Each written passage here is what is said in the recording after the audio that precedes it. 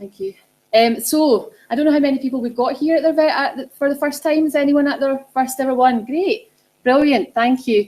Well, the deal is, you're allowed to come to the first one and not speak, but you now need to go and spread the good word and spawn a Teachmeet of your own, okay? That is the deal. You get one lurker ticket, as Fergal described it to me, and then after that, it's on you. Someone else described that to me today as a pyramid scheme, so I don't know which way to take it. I'm happy with either, frankly. It's really about going out now and taking it on. If you were at Carol Campbell's keynote this afternoon, she talked about if it's just talking and you don't do anything with it, it's not collaboration, it's just collaboration. And I thought that's actually quite nice. We really need to turn that into action. My school, Kingsland Primary and the Scottish Borders, have to get that in there for my head teacher. Our motto is deeds, not words. So I think that's what I would like you to take back to your schools, really, in terms of Teachmeet.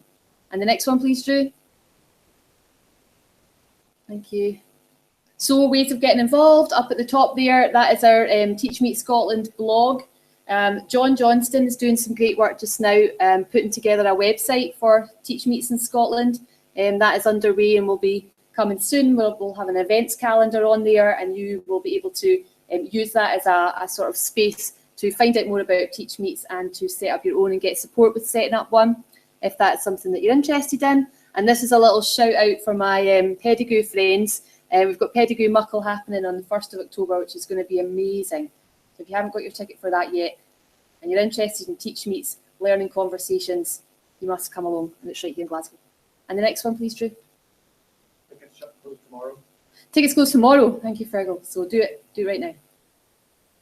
Okay, so how is this going to work for the next little bit? The idea is fast and furious. So we have got the hat here, the Teachmeet chat hat, and the names are in, and we're just going to pull them out. And we're going to try and keep people roughly to a couple of minutes. Because our numbers are down a little bit, you might get a little bit of leeway and get slightly longer. So that's maybe one advantage. So really, if you like what you hear, the onus is on you to make a wee connection. And you're all wearing my wee loopy things that I was up very late making, which do have on them space for you to record people's Twitter handles. And if you're not already on Twitter, I'd really urge you to get on there. And if you're already on Twitter, get someone else on Twitter before the end of the week, where it's all happening. And that's where we're really doing a good job, I think, in Scottish education, of sharing our practice rather than our stuff. That's a whole other issue. I won't get into that. And one more, please, Drew. I think. Yeah, just to please keep on tweeting. The hashtag is up there, and just share your experiences of what's happening, really. So I'm going to stop talking now. I don't know whether it's a sort of good thing or a bad thing. If you're a bit nervous about coming up for your 2 minutes, there is a toilet right here. So, you know, if you need it, it's available, okay? So we will just have a little delve in and see who comes out of here. Oh, sorry, Susan. One thing. Yeah. And you might have seen this show that was on water everywhere. There's quite a lot of water around. Water everywhere. Could stand where Susan is, that would be great. Because Susan doesn't want to get sued. A little flat. Yeah. Please stand where Susan is. Okay. Confusing with the two Susans. Stand where this Susan is. Right, okay, so let's see who we've got. It's the lovely Fergal. Come on down. I'm not sure I'm going to make it. You'll make it. Watch the slippery floor. Remember what she just said. Thanks, Drew. Yeah. Well, there we go. Thanks, Drew. This kind of relates, if you were in Athol's mini-meet earlier, he was talking about participation, and this kind of relates to that in some ways. My name is Fergal Kelly. Sure, I still am a registered teacher, but I'm not in class, so I don't like to claim too much. So I was a biology teacher, but I'm now seconded. I'm not seconded anymore. I now work for the Scottish College for Educational Leadership and the lead specialist for teacher leadership. I thought for these 2 minutes, I would actually hark back to the good old days and talk about something that I did in the classroom. And if you were in Athol's session earlier, he was talking about participation and how to increase the participation of learners in the lives of the school and in the different arenas within which that can occur. And what's interesting, I'd been doing work that sort of ties into that, but hadn't been approaching it from a participation angle at all. And it was only when Athol got in touch and pointed out to me that that's what I was doing that I learned that that's what I was up to. My big thing is all about involving learners in planning learning in order to engage them. And it's a learning and teaching approach rather than coming at it from a participation approach. And my big, it actually started from building the curriculum 3, where I saw that was one of the messages involving learners in planning learning. And I thought, my goodness, that's not something I do at all. And I wonder what that would look like. And I started trying it out. And it grew and grew. And it was fascinating, the impact of it in terms of how I gradually learned through trial and error, largely, how to actually effectively involve young people in planning what it was that they were going to do. And as a result, Children in Scotland approached me last year to do a piece of work that they were doing from a participation angle about how to actually do that. And because it was a piece of work they were doing as their Leaders of Learning project, but they weren't sure, they were looking for a secondary context to do it with, and they were struggling, and they just Googled involving pupils in planning learning in Scotland, and it just so happened that I'd been blogging about it. The process that you're seeing just now is the end product of that work that I did with children in Scotland with an S1 science class, and it was the pupils that have come up with this process. This is their guide for teachers in order to plan learning, and this is not my ideas, and some of it I wasn't doing until this project with Children in Scotland. So their point, and the first one was the most challenging one for me, getting clear and understandable information before you start a topic. So I was one of these teachers that held all the cards to my chest, and I didn't want to give away all the secrets and surprises before I started teaching the topic. They didn't like that. Turns out they quite like to know what it is they're going to do before we start doing it.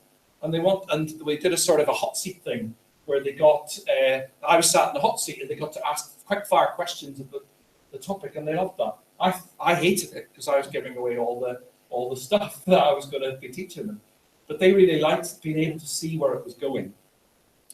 Being able to ask questions and have pupils' questions included by the teacher. That is actually something I'd already been working with them on, which is not starting topics with titles, but starting topics with big questions to generate discussion and then get their questions out, and then getting out experiences and outcomes, unpicking them. What does that mean? What questions would we need to be able to answer? How does that match with your own questions? And putting that together to form a topic. They're blending their questions and their questions arising from the experiences and outcomes. And that's revolutionary for me, and they really liked it too.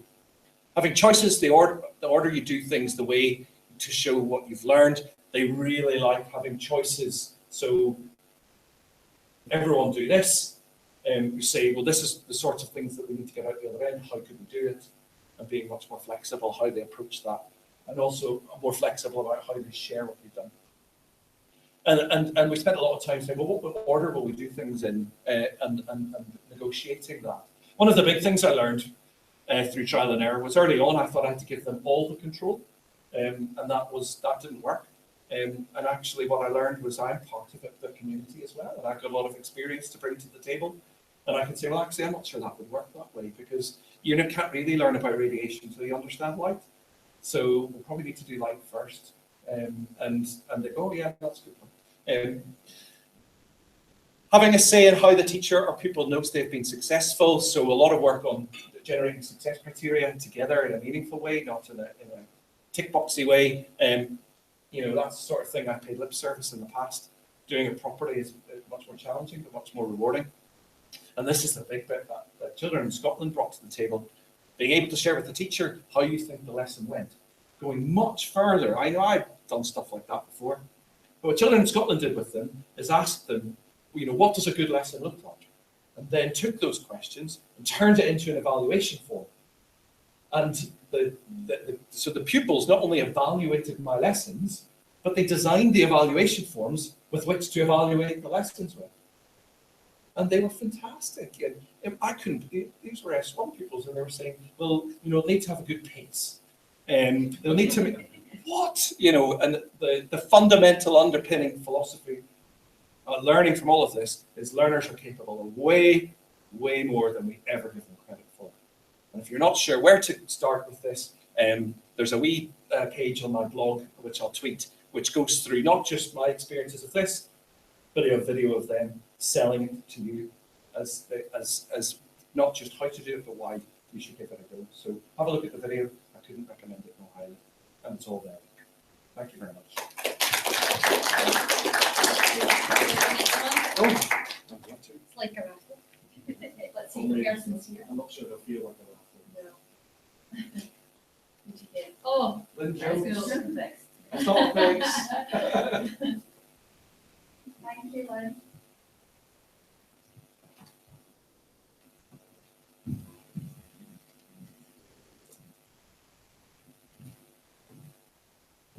I am going to try and stick to 2 minutes. So I'm Lynn Jones. I'm one of the pedagogy moderators alongside Susan and Kira and Aileen, with other folk hovering in the background. So that's me. And my learning conversation this evening was about practitioner inquiry, and that's what I'm going to tell you about today. In this week's quick session is just that if you like this approach to professional learning and you've done some practitioner inquiry yourself, or you're thinking, what the heck is that practitioner inquiry stuff that people keep telling me I need to do, then there are 4 events going on around the country this autumn that are being done by SCALE, so Scottish College of Education. And so I'll just give you the dates and all the information, and then if you go to www.scalescotland.org, is that correct? I think org.uk. The tickets will be on sale there. They're coming on stream because the events are going up one by one. But the first one will take place on the 29th of October at Perth Grammar School. Our keynote will be Sarah Philp from Midlothian Education Psychology Service, who's done a lot around visible learning, John Hattie, that kind of stuff. And they have a very good support programme that they do with the teachers down in Midlothian. And David Cameron, the educational consultant, he is MC for the day. So that's the first one. There we go. Thank you very much for finding that. So that's the Inquire, Connect, Engage is the big name for it, but SCALE Inquire is the hashtag to use. So Perth is online, and it's going to take place on 29th of October. Following that, in Glasgow, the lovely Katie and the leaders of learning, there you go.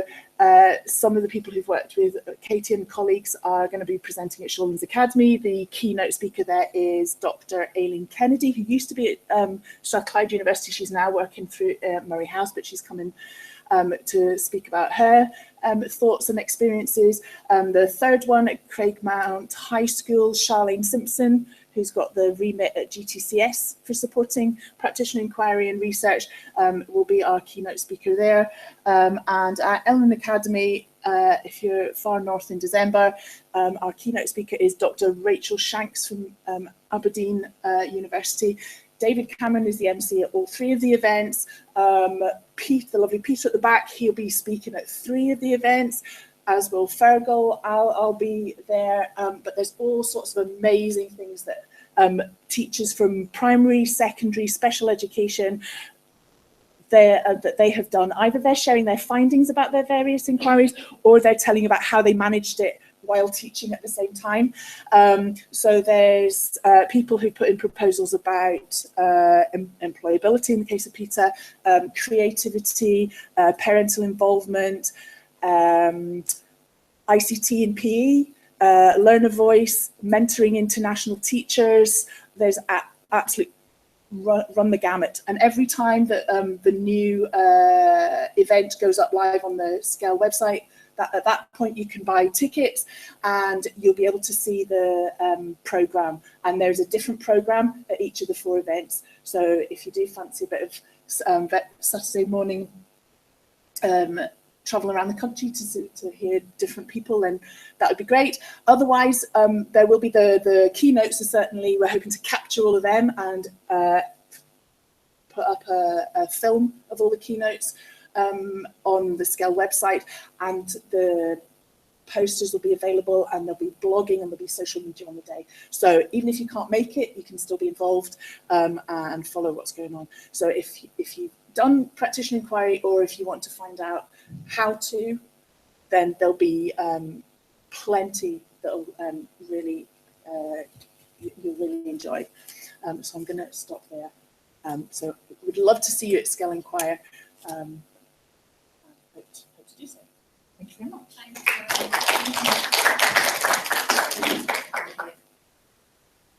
Alan Gillespie.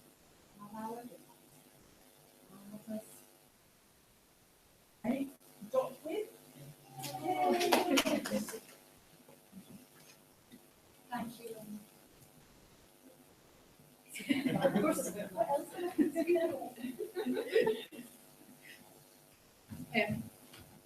Yeah, my colleague's joking there that it better not be about maths, because that's pretty much my sole topic of conversation, how much I love it, but it is about maths. I'm just going to speak a little bit about, I was going to condense down the 3-hour training I did for probationary secondary teachers in Glasgow on numeracy across learning. I'm going to try and condense that from 3 hours down to 2 minutes. So we talked about why numeracy is so important, and of course it's all very research based. And we looked at some of the statistics, you know, some of the horrifying statistics about the correlation between numeracy and the prison population. For example, if you cannot do your basic numeracy, you know, if you can't tell the time, if you can't deal with money, if you can't make it to a job appointment on time, your chances of dropping out of society are massive. And that's terrifying. But maths also is one of the subjects, in fact, it's the subject with the strongest correlation between performance at school and future earnings. So maths is really something we want to get right. And I was hammering that home with the probationers last week. And I was just blown away by how much they loved it and how much they absolutely jumped on board. And I had, you know, one of my best teaching weeks, because probationers were talking about how in PE they get a protractor and they take shots at the basket and they work out what's their best angle, and then they work out what's their worst angle, and talking about big data with modern studies teachers, talking about with the computing science teacher, the idea of different sizes of infinity. And we had, you know, it was the best week, and it was kind of a grassroots, inspirational, and it wasn't, you know, it wasn't me really, it was them just getting excited about teaching and grabbing hold of a big important idea and really running with it. And that was so inspirational. And actually in my school we were so I was in charge of running numeracy across the curriculum in my school. So of course I went to lots of training on this, and there were a lot of people saying, right, well, you need to make a booklet. You need to have a booklet with every process in it, and you need to have one way of doing every process so that kids are absolutely sure of that one process. And I'm kind of sitting thinking, I know, you know, I taught in a school with some pretty terrible problems, and I just, you know, I knew that one method is not going to work for my kids, and they're not going to be able to memorize all the things in an entire booklet. And you've got to make it understandable for them. You've got to make it real for them. You've got to make sure they develop their own meaning of it through discussions, through applying it in real life, through applying it in abstract situations, through a whole range of methods. And so I didn't listen to him on that. And then he talked about how he got all the faculty heads together, and he made them come up with a plan. And then at their faculty meetings, they had to go and they had to tell all their teachers what to teach. And I thought, if I did that, I'd have a riot on my hands. You know, I can't have faculty heads going into a meeting saying, Dot says you've got to teach this, this, and this, or that's, you know, that's the end of me. So we kind of did that a bit differently as well. So we had a big staff meeting, and we had a chat about what people are scared of in numeracy. And a lot of people are scared of numeracy and scared of teaching numeracy because they're scared that there's a booklet of the one way to do things that the maths department do, and they don't want to do it a different way because then the maths department will be after them. And often, and I'm really apologise to any maths teachers in the room, I am one myself, a lot of people's experience in maths teaching at school was not good. In fact, I think, you know, I saw some kind of PTSD syndromes last week when I was talking to the probationers about their maths education at school. So maths isn't a popular subject, strangely enough. But, you know, when you talk about people and support them through it, and you discuss things and you get them involved in how they can do it in their subject, and you empower people from the grassroots up, it had a massive impact. And we all got together and we made a numeracy calendar, and we had a working group with people from across the whole school, and it was all open to discussion, and it was never me saying you must teach this and wagging my finger. And that, I think, is what made the difference, and I think that is what can kind of make the difference for any whole school initiative. I'm going to stop there. Thank you.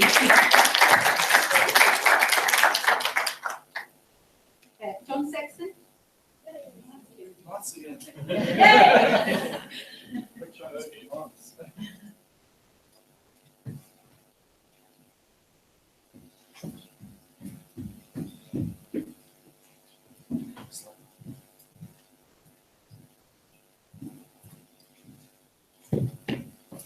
You'd be disappointed in that this is not anything to do with maths. Okay, I'll go and shout out. Hey. I'm John Sexton, currently a Curriculum Development Officer with West Lothian Council. I think I only found out my job title about 2 months ago, so it came as a bit of a surprise to me. Basically what I do is support ICT teaching and learning developments in West Lothian. I've also got, and this will be you'll see why I'm making mention of this, I also have a sort of secondary remit with the Scottish Government and being one of the Go product owners.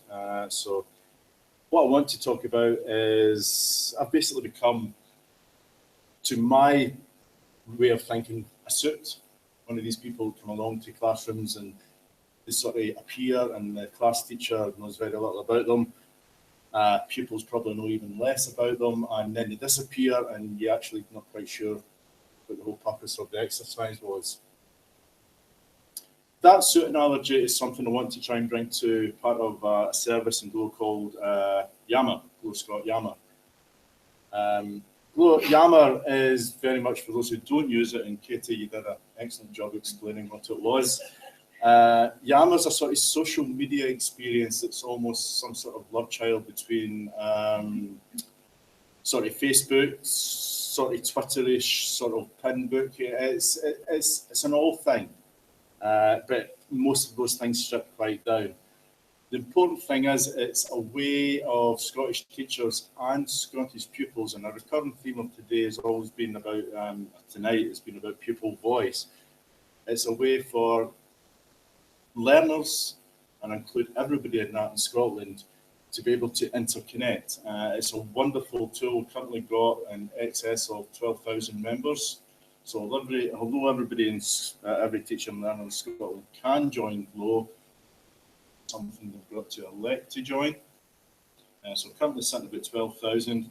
There is some fantastic conversations going on there for teachers. There's some wonderful groups talking about pedagogy, just talk about anything really, and occasionally about camels going to some place and some trivial stuff. There's also some wonderful groups being created by pupils. GLOW Yammer is the one part of GLOW where pupils and teachers have equality of access and contributory rights to. There is no difference in a GLOW Yammer user between pupil and staff. A big, bold, frightening move, but the pupils attend to it marvellously well. And some of the content, we've got Athol here. Athol's got a young lad I've never met in my life, but I've followed that young lad's travels. He's went backwards and forwards to Pakistan through a Yammer group called InstaYam. And it's just been nice to be involved in that, just putting in nice big compliments about the young lad's photography is amazing. I don't even know his age. It's just totally nice.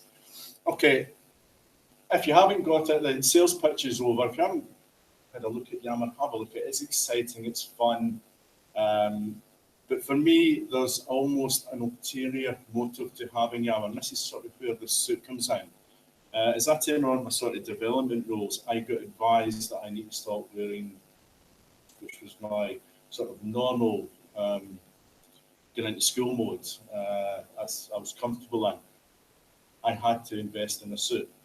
And coming from North Lanarkshire, suits were only ever worn when you had a wedding or when you went to a funeral, and if you came from a certain end of town, when you're in front of the judge. Okay, so that was suits. So invested in a suit. And see, to be honest with you, it's the best thing I've ever done. It's made my life so much easier. I go to the wardrobe in the morning, and the only thing I've got to decide upon is the colour of shirt and tie I have to wear to work. When I first started it, I got it tremendously wrong. I am totally rubbish at that sort of thing. But fortunately, I have got a lovely wife who moderates what I wear. Okay, she tells me when I come down for breakfast, get back upstairs, change your shirt and tie, you look an idiot. Okay, so through the years, I have learned what ties and what shirts go together. Okay, and for me, that's the sort of subliminal message about Yama.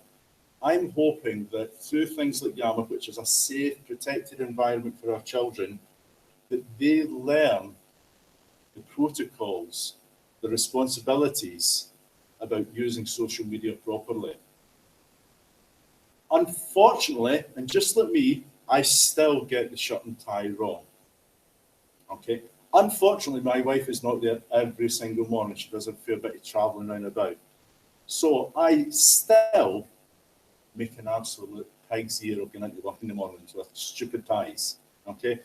Fortunately, though, I've got a couple of colleagues who quickly remind me and tell me to take my tie off. You're looking not so good. And right now, this is a sort of health warning. If you do go into Yama, because the children have equality of access, we do have children misbehaving.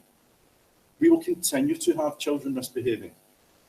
We will continue to have children occasionally swearing and making very inappropriate comments. It is moderated. These children are dealt with. They are contactable. Everything is auditable.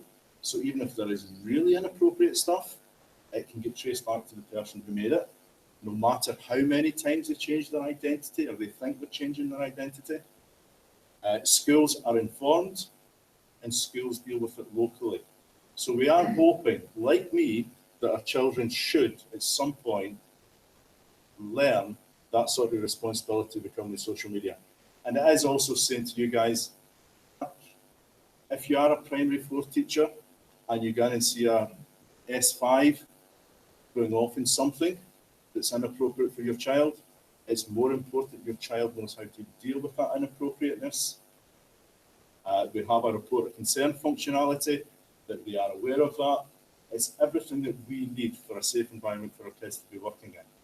And that's me. Thank you.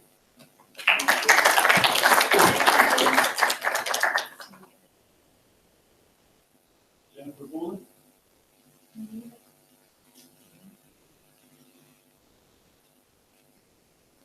Evelyn Major. Yeah, I'm good at that. That's it.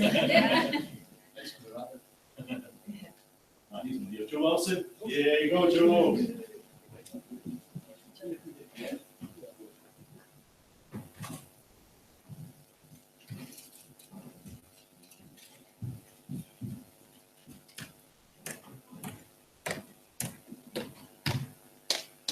Hi all, I'm Joe Wilson. I'm an educational consultant, so and generally further education and vocational education and all of that rather than schools. I think there's quite a lot of school people here tonight. So talk about is a bit that somebody else touched on, which is that flipped classroom stuff. And actually, I think for lots of you, you haven't probably noticed that the classroom's been flipped somewhere else, but you haven't flipped your own classrooms yet. But learners are discovering that. So learners are actually accessing lots of good stuff from other places, but you need to do it too. And I just want to draw quite quickly your attention to a few things. First of all, there's a very good course just now that's from Future Learn, and it's called Essentials of Blended Learning. And it's what your colleagues in the further education world are beginning to use, which is showing them how to flip their classrooms, but it's equally as applicable to you guys in schools. You should also have a wee look at what Edinburgh University is doing, a wee comment about content and stuff. And what's already happened in universities to a degree, beginning to happen in colleges to a degree, not really happening in schools, is really people just sharing stuff and understanding what a Creative Commons license is, and getting stuff out there as you. So you putting learning materials and things out there, and that's beyond GLOW. So getting things out there with a Creative Commons license on it and just doing it. And if you're not sure how to do it, and you're not sure if your local authority will allow you or any of these kind of things, it would be worth having a look again at what Edinburgh University is doing. Have a look at open.ed.ac.uk, and you'll see what Edinburgh University's policy is on opening up and sharing things. And that's the space that all of us as teachers need to move into. If you want to go a bit further, you could have a look for the Open Scotland Declaration, which is an initiative I've been involved in now for about 4 or 5 years ago. UNESCO, all of these bodies are all involved with opening up education and giving teachers permission to innovate, permission to share their learning materials. So it's understanding Creative Commons licensing. I think one other wee bit I'll just chuck in.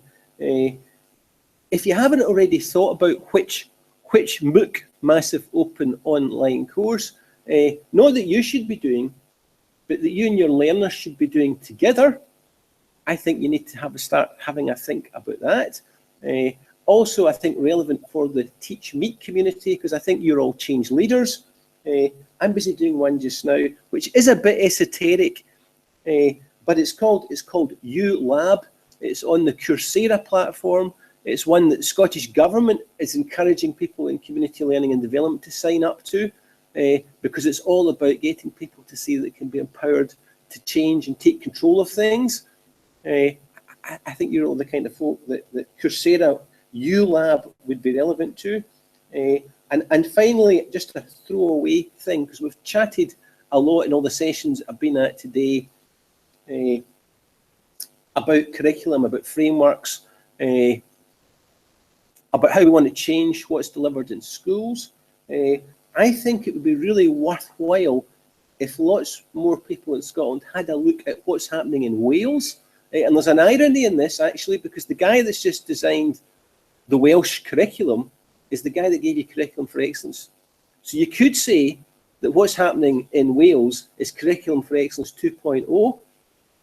You could say that, but at the heart of the new Welsh curriculum is actually a digital literacy framework for all learners, a digital literacy framework for all learners that isn't about bloody computing. It's actually about learning how to work collaboratively online and do a whole lot of really interesting things.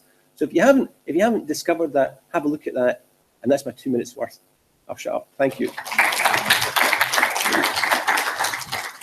And I've knocked this book over. Yeah, it's just you. It's going to fall off. It's going to bounce. We've got one name left in here. I'm not sure whether she's here. It's Lauren. I don't know if her name is Lauren. Is Lauren here? We have a Lauren. Would anyone like to come and be Lauren for 2 minutes? Do you want to come, Kenny, and do a little slot? Be Lauren / Kenny. Come on down. Thank you. You've not locked Lauren in a cupboard or anything, Kenny, have you? She's out with gags.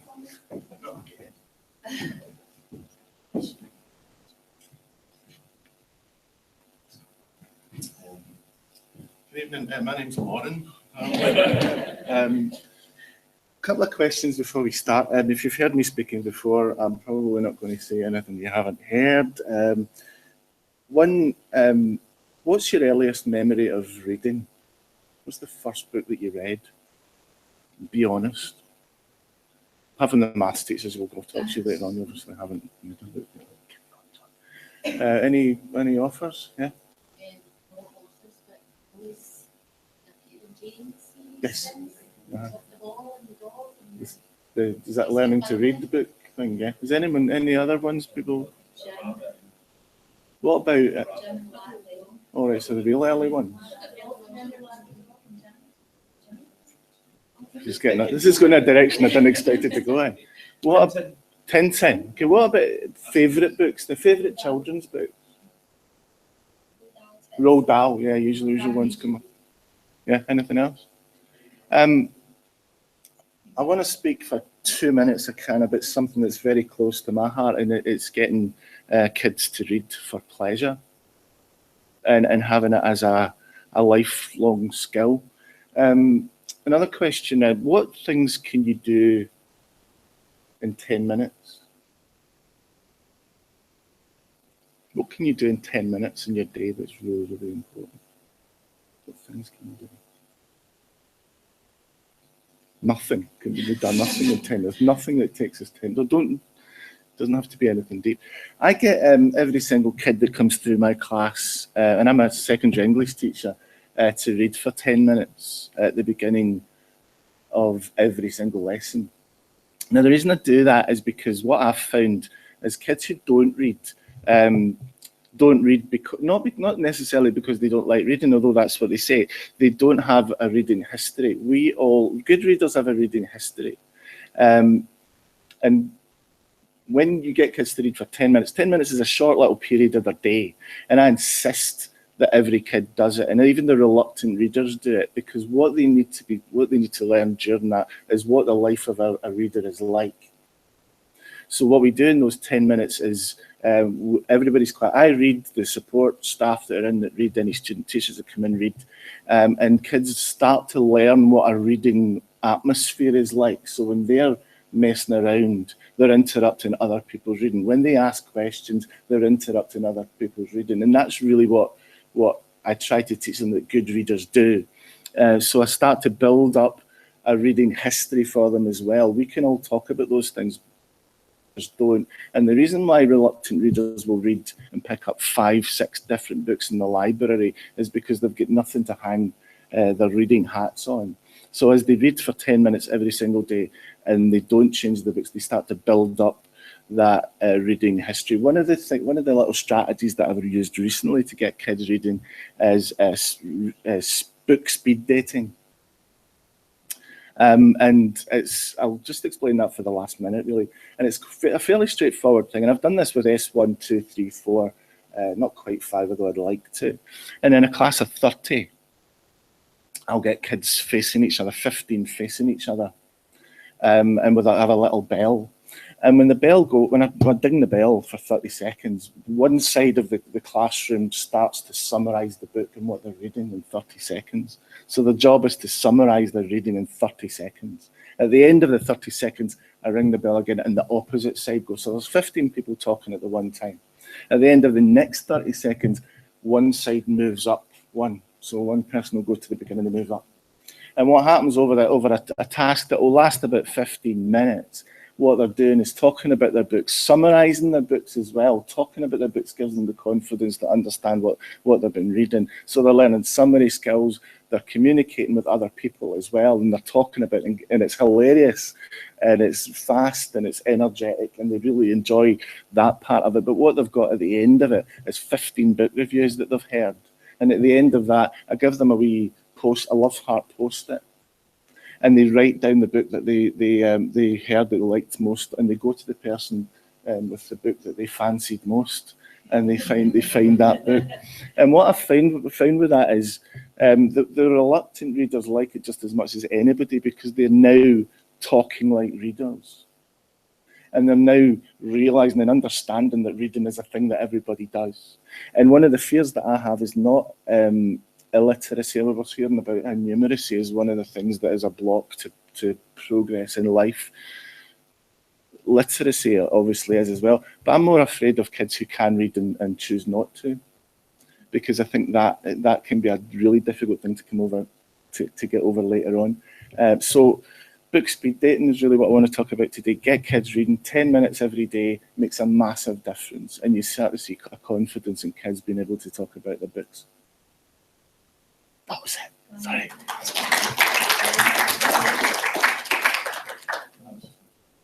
I know, just made it look so easy as well. No, the hat is empty. Well done, everybody. Only 3 minutes over time as well. Huge thanks to Drew. I forget to say it, I'm saying it now. Thank you so much. And again to Susan, who's fiddled around in the background for hours and hours, and also to Tara and to Yaz as well. I said that earlier. I don't think you were in the room when I said it. Thank you, ladies, so much for giving us the Science Centre. Thank you all for coming. Remember, it's Teachmeet Connect, so we need to make connections. Deeds, not words. Think about how you're going to grow this now and take it on and tell us about it on Twitter, please. And if you haven't had a good look, please do, because all of the other events. Thank you so much, everybody.